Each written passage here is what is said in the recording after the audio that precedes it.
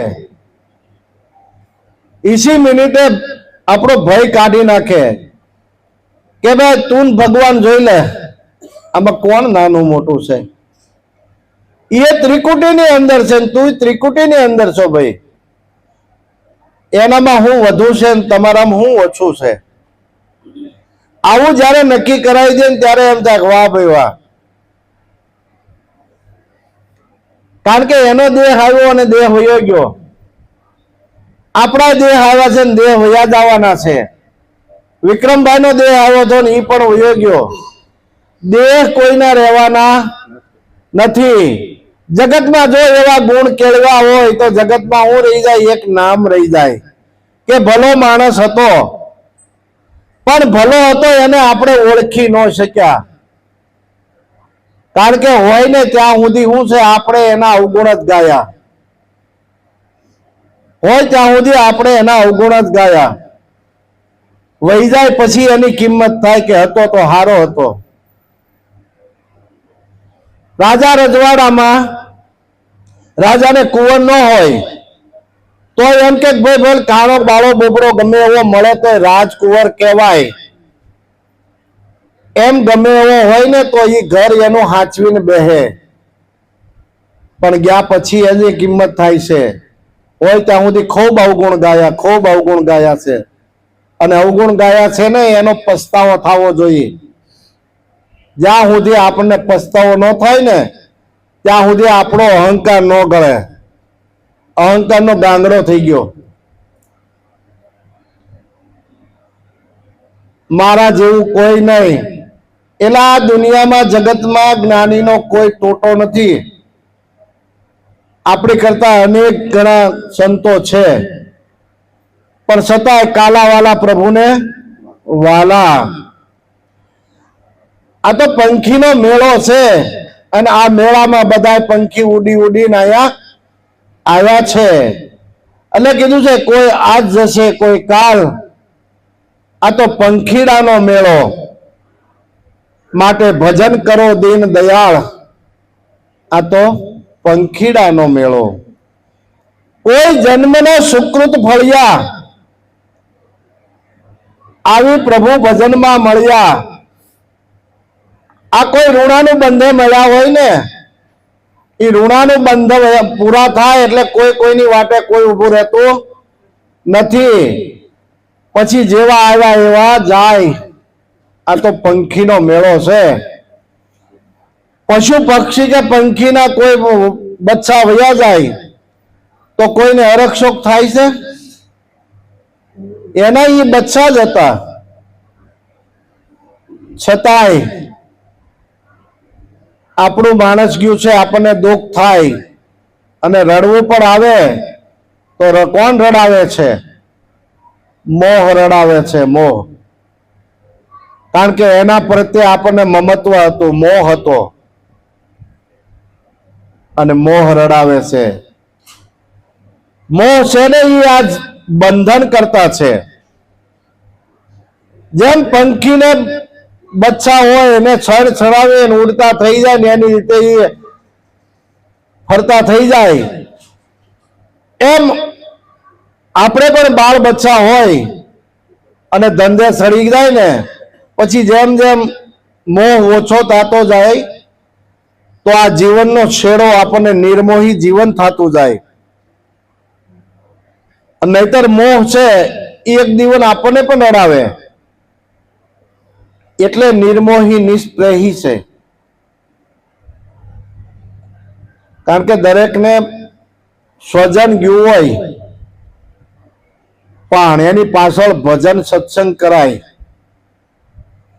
જેટલો આપણે એની પાછળ રડીએ ને એનો જીવાત્મા છે ને એ આપણાથી છૂટો ન થઈ શકે. કારણ કે ઓલાને ક્યાંય જન્મ લેવો હોય તો આયા રડીને એને બાંધી રાખે છે, છૂટો થવા જ ન દે. એની પાછળ ભજન સત્સંગ થાય તો એ જીવાત્માને ગમે ના સદગતિ મળે, બીજે નવો જન્મ પણ મળે. પછી જેવું જેનું પ્રારબ્ધને આધીન જન્મ મળે છે, અને એ ભોગવટો ભોગવવા પાછા કર્મ સારું હોય તો પાછો માણસનો માણસ થાય. એટલે નરસિંહ મહેતાએ કીધું, ભાઈ હરિના જન તો મુક્તિને માગે, માગે જન્મ જન્મ અવતાર, નિત્ય આનંદ નિત્ય ઉત્સવ નિત્ય નિરખવા નંદકુમાર. કારણ કે પરમાત્માનું ભજન કરવા માટે મનુષ્ય જન્મ મળ્યો છે. દેવોને પણ ભજન કરવું છે. એ પણ યાચના કરે છે કે અમને જો એકવાર મનુષ્ય જન્મ મળે ને તો અમે પણ પરમાત્માનું ભજન કરીએ. એ ઝંખે છે. એટલે કીધું, મોંઘો મનુષ્ય દેહ ફરી ફરીને નહીં મળે વારંવાર, ભાઈ તું ભજી લેને કીર્તાર. કારણ કે આ કીર્તાર જે છે પરમાત્મા છે એને ભજી લેવા જેવું છે. અને કીધું છે કે જ્યાં સુધી પોતે પોતાને નથી જાણતો ત્યાં સુધી દુઃખ છે. દુઃખનું કારણ બંધન છે, અજ્ઞાન છે. જ્યારે જ્ઞાન થઈ જાય અને ખબર પડી જાય કે જેને સંત સમાગમ સાચો થયો એના અંતરનો અંધકાર ગયો, જેને જ્ઞાન રવિનો ઉદય થયો, જેને જ્ઞાનનો સૂર્ય ઉગી જાય ને એને રજુનો સર્પ ભૂંસાઈ ગયો. જે સર્પની અંદર, દોરડીની અંદર સર્પનો ભાસ થતો હતો એ ભાસ એને ભૂલાઈ ગયો. ખબર પડી કે કાં તો દોરડું છે. પણ જે જ્ઞાન ગંગામાં ડૂબી ગયો એનો ભવજળ સિંધુ સુકાઈ ગયો. અહનિશ જ્ઞાનમાં જો રહેતો હોય તો એનો ભવજળ સિંધુ સુકાઈ ગયો. એટલે એને જન્મ મરણનો ફેરો ફજી ઉગવા પણ ન રહ્યો. આ ભવજળ છે. જ્યાં સુધી બીજ છે ત્યાં સુધી ઉગે, પણ ચોખ્ખો થઈ ગયો એ ઉગે, એનો ભવજળ સિંધુ સુકાઈ ગયો. પણ જ્ઞાન ગંગામાં અહોનિશ ડૂબી રહે એના માટેનું કાર્ય છે. એના માટે કાંઈ નિત્ય આવા સમાગમ કરવાની જરૂર નથી. જ્યાં બેહોને એકાંત છે. અને સંતો તો ત્યાં સુધી કહે છે નિરાત મહારાજ કે ભાઈ કાંઈ કરવાનું નથી, દ્રષ્ટા ભાવે સાક્ષી ભાવે જોયા કરો. આ ખેલ બધો એનો છે. અને એને આ બધું નજરમાં આવ્યું ને ત્યારે કીધું કે હમ હે જોગી અલખ અનાદિ, પાર બ્રહ્મ કી હે પારા, નામ રૂપ ગુણ નહીં હમારે, કબ હું ન ધરું મેં અવતારા. કારણ કે એની નજરમાં આવી ગયો, એની નજરમાં આવ્યો ને ત્યારે એને આ પદ ગાયું છે. આપણે બોલવા મળીએ તો એમ કઈ આપણો જન્મ મરણનો ફેરો મટી જાય એવું? એના માટે મહેનત સતત જોઈએ. અને સતત મહેનત છે ને કરત કરત અભ્યાસ હોય જળમત સુજાન. ગમે એવું આપણું મતું જળ હોય તો પણ એ એક દિવસ નિર્મળ થઈ જાય અભ્યાસથી. એના માટે મહારાજ આપણને દ્રષ્ટાંત દેતા. પહેલાના વખતમાં ઓલા કુવા હતા, ડોલ શીશીને પાણી ભરવા જવું પડતું. તો દોરી શીશણ છે ને એ એકદમ નરમ હોય અને એને પાવઠે પગ રાખીને શીશણ ખીસીસતા એટલે પથ્થર હોય અને પથ્થરમાં પણ કાપા પાડી દેતા. એનું કારણ નિત્ય અભ્યાસ. કાયમ દોરી ના ઘસાય. એમ આપણું મન છે ને પથ્થર જેવું છે, પણ જો નિત્ય અભ્યાસ થી નિર્મળ બની જાય. જેમ પથ્થરમાં કાપા પડે એમ આ મન છે ને એ પણ સમજી જાય. અને કીધું સમજણ વિના સુખ નહીં આ જીવને, વસ્તુ ગતે કેમ કરીને ઓળખાય. આપમાં વસે છે આપનો આત્મા, એથી કાંઈ જીવપણું નહીં જાય. પણ જીવપણું ક્યારે જાય? અનહદ શીતવે. આ બધાની અંદર એક તત્વ છે. હદ મૂકી દો ને અનહદ શીતવી લો ને કે વિશ્વ વ્યાપક પરમાત્મા એક છે. બધાની અંદર એક જ ઈશ્વર છે, બીજો છે નહીં. અને જો એમાં કાયમ ધ્યાન રાખે ને, એટલે સંતો કે ભાઈ રાખવું સ્વર ભેદમાં ધ્યાન, કાયમ એમાં ધ્યાન રાખવાનું છે. એટલે કે તું શું કરવાને આવ્યો તો, તને કોણે અહીં બોલાવ્યો હતો? શું લઈ જાવું ને શું લાવ્યો તો? ઓ જીવલડા જન્મ ધરીને ના લયો હરિનો રોપ. આ જન્મ આપણને મળ્યો છે એને સાર્થક કરવા જેવો છે. તો પરમાત્માનું રૂપ કેમ થવાય? કારણ કે એના જેવા ગુણો છે એવા ગુણો કેળવીએ તો એના જેવું રૂપ થવાય. જગતમાં એના નામ રહી ગયા છે, એના આધારે રહી ગયા ભાઈ. એને એવા ગુણો કેળવ્યા છે, જગતમાં એના નામ રહી ગયા. અને જેને જેને ગુણો કેળવ્યા છે એ ઇતિહાસને પાને લખાઈ ગયા. એટલે કીધું છે સાચા સંત એમ ઓળખાય, હરિરસ પીવે ને બીજાને પાય. સાગર જેવા દિલડા જેના કદીએ ના સલકાય, ઝેરના ઘૂંટડા જીરવી જાણે ને અમૃત બીજાને પાય. હાચા સંતો એમ ઓળખાય. પણ જો હાચા સંત મળી ગયા હોય ને તો સોના જેવો શુદ્ધ છતાં, સોનું એકદમ શુદ્ધ છે ને છતાંય એને અગ્નિમાં નાખવું પડે. સોના જેવો શુદ્ધ છતાં અગ્નિમાં હોમાય, કસોટી ટાણે ઓછા ના ઉતરે, હોના જેવા ટસ થાય. કસોટી આવે ને ત્યારે એને હોના જેવો બનાવવા માટે હોમાવું પડે. અને આપણે સીતાજીની પરીક્ષા લેવાની છેલ્લે સમજી લો, અગ્નિ પરીક્ષા. નકર સતી સીતા પવિત્ર હતા, છતાં એ કે ભાઈ એની અગ્નિ પરીક્ષા કરો. અને અગ્નિ પરીક્ષા કરી હવે વાંધો નહીં. તો દરેકને માટે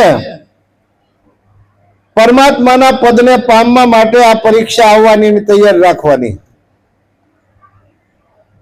કારણ કે એ એક તત્વ છે અને એની હોપટ થન નીકળવાનું છે. આપણને ખબર છે કાદવ કિચડ જળ ગયા, કુએ में लग गई आग. હો, જ્યારે આની અંદર બ્રહ્મ અગ્નિ વહેતી થાય ને ત્યાં જ કાદવ કિચડ જલે, નકર જલે નહીં. અને મચ્છિયા હો ગઈ સાફ. મચ્છિયા એટલે મન ત્યારે સાફ થઈ જાય. કાદવ કિચડ જલ ગયા અને મચ્છિયા હો ગઈ સાફ. કુએ में लगी आग.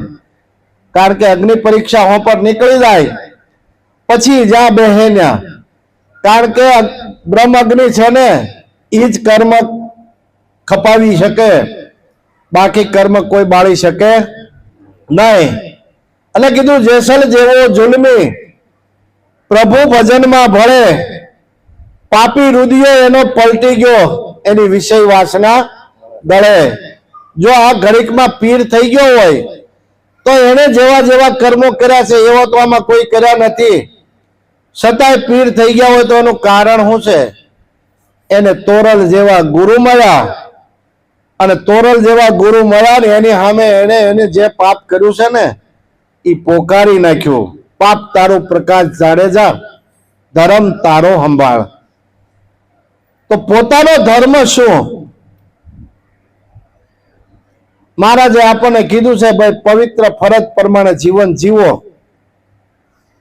આ પોતાનો ધર્મ છે. હવના ધર્મમાં જ વર્તે છે. આત્માનો કોઈ ધર્મ નથી. આંખની આંખથી જોવાય, કાનના કાનથી સંભળાય, મુખના મુખથી બોલાય. આ બધું હવના ધર્મમાં છે. અને આત્માને કોઈ, આત્મા તો એકદમ શુદ્ધ ચેતન સ્વરૂપ છે, એનો કોઈ ધર્મ નથી. પણ મનુષ્ય જન્મ મળ્યો છે